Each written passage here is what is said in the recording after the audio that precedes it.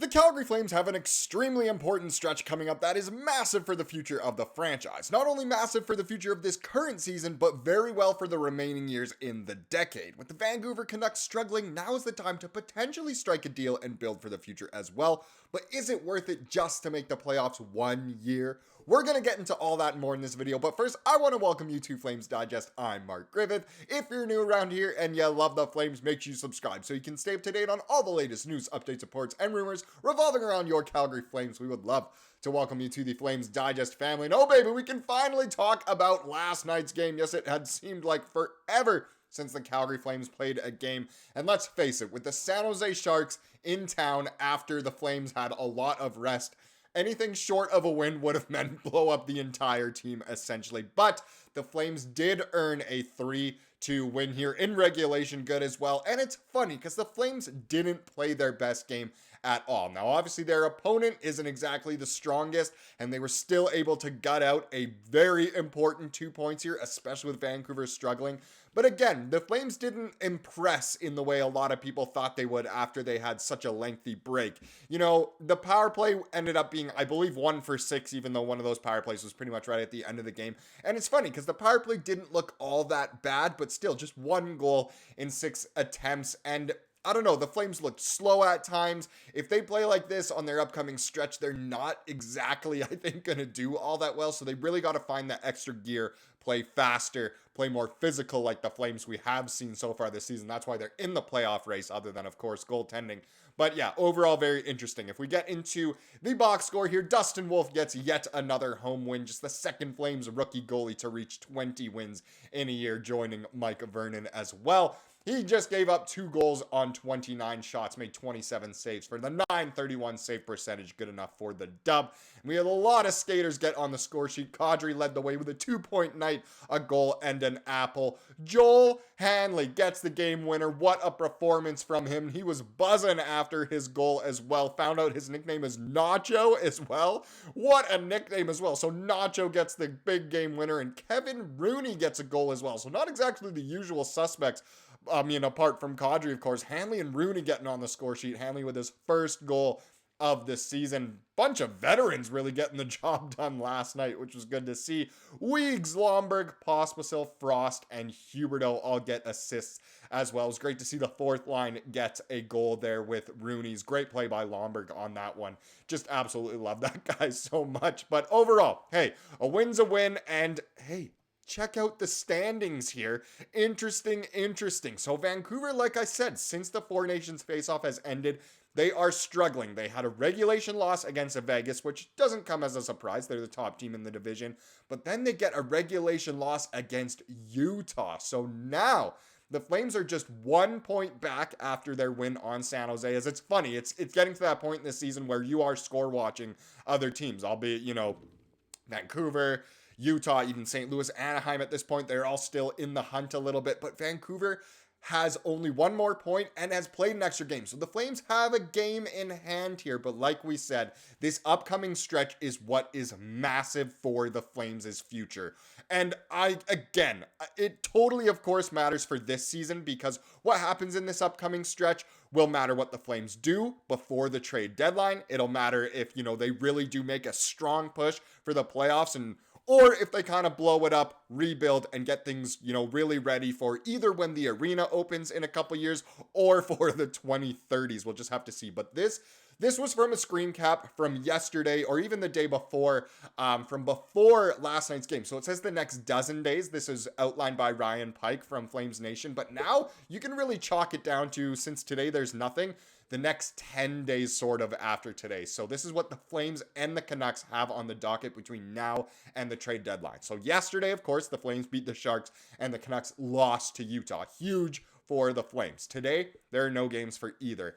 And here's where it gets crazy. So Tuesday, the Flames are in Washington to face pretty much the best team in the league. Ovechkin getting so close to passing Gretzky. The Canucks are in LA on Wednesday. On Thursday, both teams play. The Flames going to Tampa, the Canucks going to Anaheim. So very different road trips. The Flames going out east, the Canucks going to pretty much California. Friday, no game. Saturday, the Flames are in Florida and the Canucks play Seattle, all on the road. And then on Sunday, the Flames a tough tough weekend here going from Florida to Carolina. On Monday, no games. On Tuesday, the Flames go up to Philly to face the Flyers. The Canucks then on Wednesday are back home against the Ducks, and then on Thursday the Flames go to Dallas. So as we know, this is an insane road trip for the Flames that really the whole season kind of boils down to it. It's so funny to think where the Flames would be if they hadn't started the season, 5-0-1 or whatever they did. Imagine if they'd lost all those games. The Flames would probably be near the bottom of the league kind of thing. But it is crazy to think that you can kind of boil the entire season down to our first 6 games and then this upcoming road trip here that is really, really tough. I mean, Washington, Tampa, Florida, Carolina, Philly, Dallas. Oh my goodness. When your easiest opponent is Philly, that's not exactly the easiest road trip. But the Canucks have some tough games in there as well. Not all at home. A little bit easier of a schedule for them, but it really will decide both teams' seasons. And I think it more so matters for the Flames' entire future. Because if, let's say the Flames do terrible here and decide to, really commit more to a rebuild, then that definitely does affect the future of the franchise more than anything else. No one can argue with the title of this video. This is massive for the future of the Flames. Now, if we get into, let's just say they do decide to blow things up, are they going to be building for the future? And we've looked at some of this in past videos, of course, but of course there are some rumors, so some trade deadline needs for Calgary. This comes from James Wilson. So he writes, Calgary's position in the playoff race puts them in a unique spot to act as both buyers and sellers, essentially just a perfect bubble team as we know. Our team has put us in the race and they deserve a little help. Our guys have earned that, Conroy said. While the Flames have pushed back on inquiries regarding veterans like Nazem Kadri and MacKenzie Weegar, they remain open to opportunities that will work with their long-term outlook. So they could be buyers, they could be sellers, depending on performance. So who are 3 trade targets for the Calgary Flames then if they do end up being buyers? And again, all Flames fans, we've heard about these 3 guys already. None should come as a surprise. But just as a reminder, the first one, it would not be particularly surprising if the Flames made a push for Casey Mittelstadt of the Colorado Avalanche. So the Avalanche are willing to move him as the fit just has not been there. If the Flames added Mittelstadt, he would give their top 6 a nice boost. That I don't know if I completely agree with, to be honest. This is especially so when noting that he can play both down the middle and on the wing. He is also signed until the end of 2026-27, so he would be more than a rental. So it fits the plan. Again, we've made a video pretty much solely on Mittelstadt. And it seems like, the resounding answer is Conroy, do not go for Mittelstadt. He's disappointing in his entire career so far. I don't see him being, reinvigorated in Calgary. So what's the point in going for a player like that? I don't know if I fully think Mittelstadt is the player the Flames need, even if it is just as a rental for this year. I don't think he gives the Flames that extra boost to get into the Yoffs. But let's get into the next one. I mean, it's a name we just cannot escape. It's a name we'll never be able to escape until this guy is no longer in Buffalo. But here we go. Dylan Cozens. Yep. Who would have thought? The Flames have been heavily linked to Cozens this season. And I also want to interrupt here and say that Darren Dreger, every single time he, talks hockey, he always says the Flames are still pursuing Cozens. The Flames are still pursuing Cozens. It's almost like a broken record at this point. Dregs, he come up with something new. But again, even over the 4 Nations break and even this past week, well, I guess it's Monday now, but over the weekend, he said, the Flames are still looking into Cozens. So I guess those rumors are still hot and heavy.